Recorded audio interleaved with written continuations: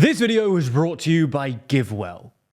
For the past few weeks, the Japanese government has been engulfed in a scandal that threatens to topple embattled Prime Minister Fumio Kishida, who was already struggling with dire approval ratings before the scandal even broke. And according to reports, the financial scandal has prompted Kishida to prepare to purge his cabinet of ministers from a prominent conservative faction formerly led by assassinated ex-Prime Minister Shinzo Abe, in an attempt to calm public anger and shore up his position. So in this video, we're going to explain the scandal, why Kishida was already in a precarious position, and whether this is the end for him and his government. Before we start, if you haven't already, please consider subscribing and ringing the bell to stay in the loop and be notified when we release new videos. To make sense of the scandal dominating Japanese political news at the moment, we first need to explain a little bit about how the political parties in Japan raise money.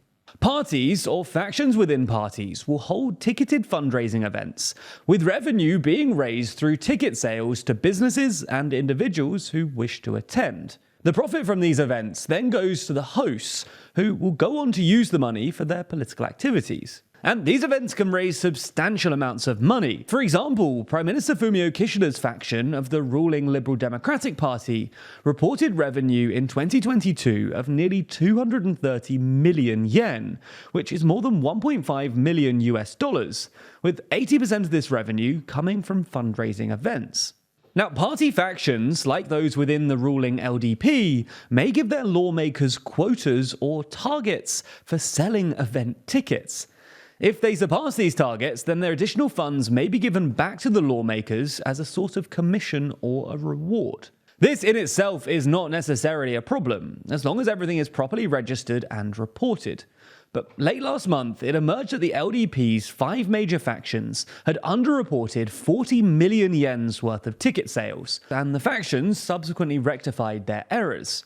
But the story broke into a full-blown scandal when it emerged in early December that over a 5-year period, the largest LDP faction, formerly led by ex-Prime Minister Shinzo Abe, had secretly raised some 100 million yen in a slush fund from ticket sales, and given millions of unreported kickbacks to dozens of LDP lawmakers, including serving cabinet ministers.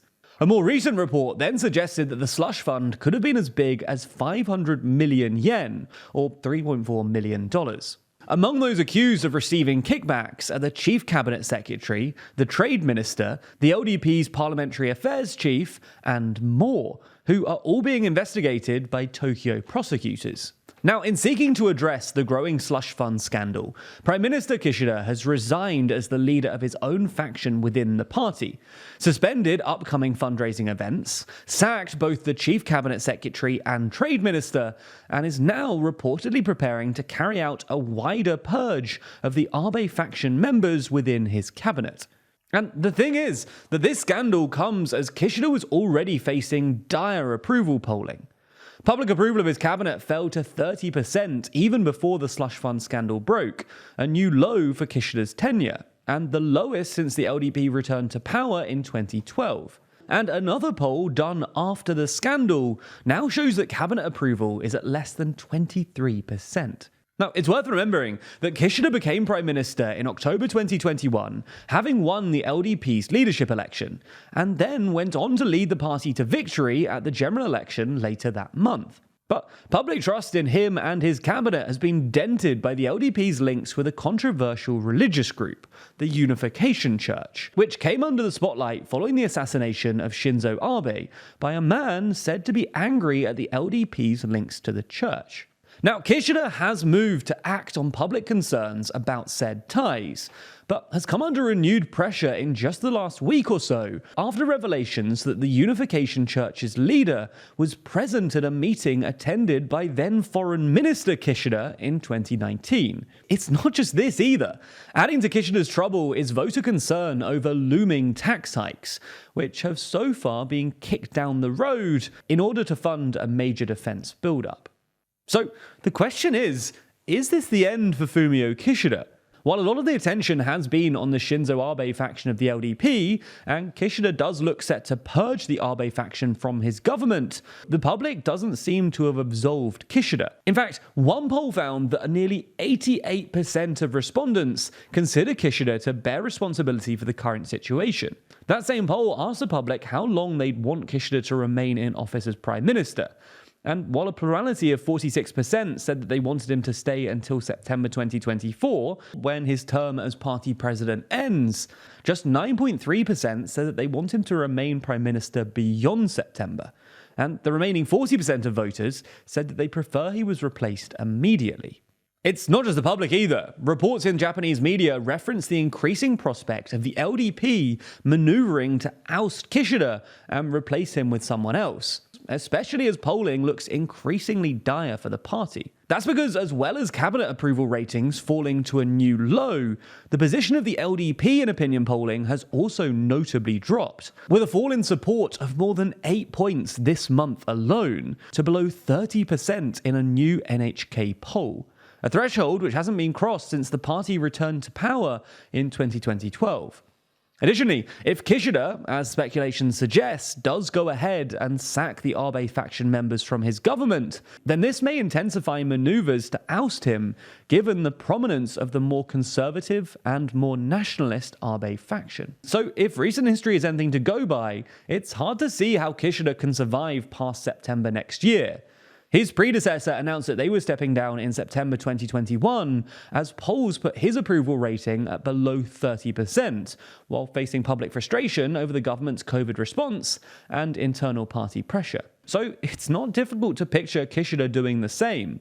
The scheduled party leadership vote in September 2024 gives him an opportunity to bow out and give way to another leader ahead of the next general election, which will be held no later than October 2025. But what about the Liberal Democratic Party as a whole? Could this whole saga sink the party? Well, history says probably not. That's because it's hard to overstate just how dominant the LDP are in Japan. Since its foundation in 1955, the party has been in power almost without interruption, except for 2 short periods between 1993 and 1994, and from 2009 to 2012. And it's testament to the party's dominance that even amid the ongoing scandal and dire polling, the new NHK poll showed that public support for the largest opposition party, the Constitutional Democratic Party, has only risen by 2.7 points in the last month to 7.4%, well below the 29.5% public support for the LDP. Meanwhile, the biggest increase was registered among those who don't support any particular party, at 43.3%.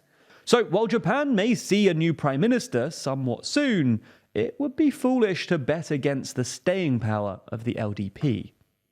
There are over 1.5 million non-profit organizations in the US, and millions more around the world. So how do you know which ones are going to make the biggest impact with your donation? Well, GiveWell was founded to help donors with that exact question. They spend tens of thousands of hours poring over independent studies and charity data to help donors direct their funds to evidence-based organizations that are saving and improving lives. In fact, GiveWell has now spent over 15 years researching charitable organizations and only directs funding towards a few of the highest impact opportunities they've found. That's things like preventative malarial treatment for about $7, which can reduce malarial infections and, with enough treatments, can save lives in expectation. Together, over 100,000 donors have used GiveWell to donate over $1 billion, and rigorous evidence suggests that these donations will save over 150,000 lives and improve the lives of millions more. In fact, in 2019, when we sold TLDR-branded pin badges for charity, we turned to GiveWell to help select the charities that we donated to, ensuring the maximum impact of our giving. And GiveWell wants as many donors as possible to make informed decisions about high-impact giving. As such, you can find their research and recommendations on their website for free. You can also make tax-deductible donations to recommended funds or charities, and GiveWell doesn't take a cut. Plus, if you've never donated to GiveWell's recommended charities before, you can have your donation matched up to $100 before the end of the year. or as long as the matching fund lasts. To claim your match, go to givewell.org, pick YouTube, and enter TLDR News at checkout. And do make sure that they know that you heard about GiveWell from TLDR to get your donation matched. Again, that's givewell.org to donate and find out more.